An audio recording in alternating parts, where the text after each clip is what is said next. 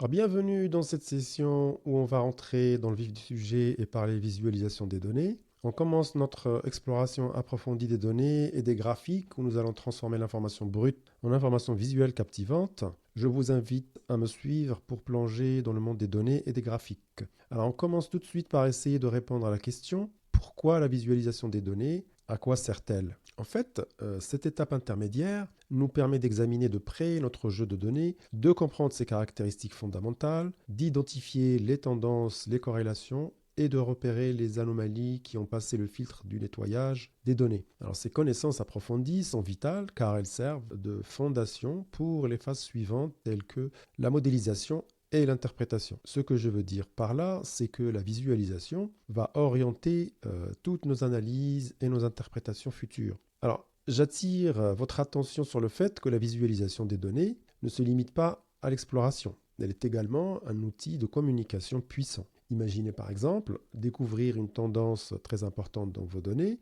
Eh bien, sans une visualisation efficace, cette découverte pourrait ne pas être correctement appréciée ou même reconnue. C'est pourquoi la visualisation peut être vue comme un langage universel de l'analyse de données. Alors, donc, je vais donc commencer par vous montrer un exemple qui va nous montrer toute l'importance de la visualisation. Cet exemple est ce qu'on appelle le quartet d'Anscombe. Alors, le quartet d'Anscombe est composé de 4 jeux de données distincts que vous voyez ici. Donc, vous voyez ici les graphiques et ici le jeu de données. Donc, en abscisse, on a une variable x et en ordonnée, on va avoir y1, y2, y3 et y4. Alors, ce jeu de données a été conçu par le statisticien Francis Anscombe en 1973. Donc, chaque jeu de données montre une relation différente entre deux variables x et y. Donc, x6 et y ici, en ordonnée. On a le groupe 1, 7, le groupe 2, le groupe 3, le groupe 4. On voit ici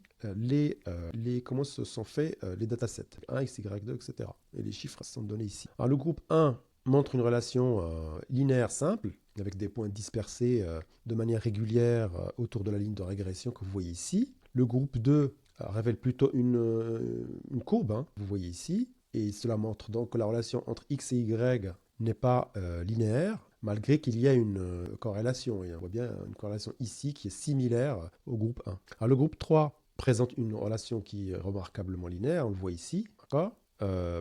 Sauf qu'il y a un point aberrant là qui va fausser l'analyse et qui va influencer fortement la pente ici de la ligne de régression. Donc là, c'est un exemple pour vous montrer l'impact des valeurs aberrantes. On avait regardé de près dans la phase de nettoyage des données. Le groupe 4 donc, se compose de points avec une variable x qui a presque la même valeur pour tous les points. Alors, sauf un seul point ici, un point qui va tout changer, évidemment, et qui va affecter la corrélation. Donc l'intérêt de ces 4 groupes, c'est qu'ils ont, en fait, avant de rentrer dans le détail un peu des statistiques, Anscombe il a conçu ces données pour démontrer l'importance de la visualisation. Et il veut montrer aussi que les statistiques descriptives ne suffisent pas toujours pour saisir la nature des données. Pour la raison simple que ces 4 ensembles que vous voyez ici, ils ont exactement les mêmes propriétés statistiques. C'est-à-dire, ça c'est la moyenne, l'écart type, voilà, et la corrélation. C'est exactement le même chiffre que vous voyez ici, 750, 1,94, 0,42. Donc cela nous montre que les statistiques descriptives ne suffisent pas donc, pour rendre compte de la réalité des choses. Parce que chaque graphique montre une relation unique entre les variables x et y. Et donc cet exemple met en évidence en fait l'importance de la visualisation des données. Donc c'est la visualisation qui permet de révéler les vraies perspectives et les tendances qui ne ressortent pas forcément des seules statistiques. Ça rejoint un petit peu le point que j'ai soulevé quand je vous ai parlé donc des 2 volets de l'EDA, donc qui sont les statistiques descriptives et la visualisation. Et c'est une des raisons pour lesquelles j'ai préféré parler d'abord donc, de la visualisation. Ensuite, on parlera des statistiques dans un deuxième temps. Donc pour résumer tout ça, le quartet d'Anscombe nous rappelle donc que la visualisation est un outil très puissant pour comprendre la véritable essence de nos données. J'ai préparé un autre exemple, mais cette fois il est un peu plus basique, mais beaucoup plus réaliste. Donc on a ici un ensemble de données qui représentent les ventes mensuelles d'une entreprise sur une année entière.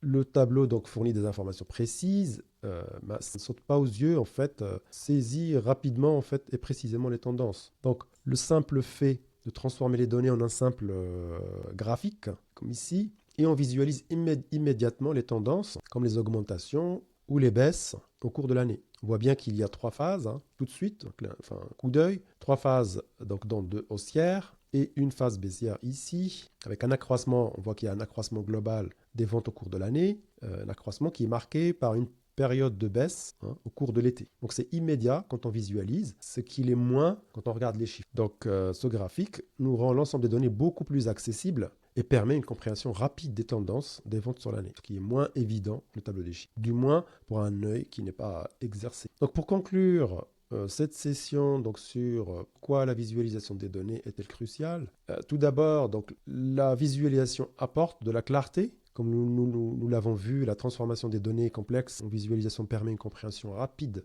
et intuitive, que ce soit dans le cas où on a examiné les ensembles de données avec des propriétés statistiques identiques, ou dans le cas où nous avons analysé des performances de vente, les graphiques nous aident à saisir l'essence des données bien plus efficacement que des tableaux de chiffres. Ensuite, la rapidité. Les visualisations nous permettent d'identifier les tendances et motifs, ainsi que les anomalies d'ailleurs, on a vu avec les outliers, hein, les extrêmes qu'on a vus. La visualisation permet d'identifier ces choses-là presque instantanément. On l'a bien vu donc avec le quartet d'Anscombe.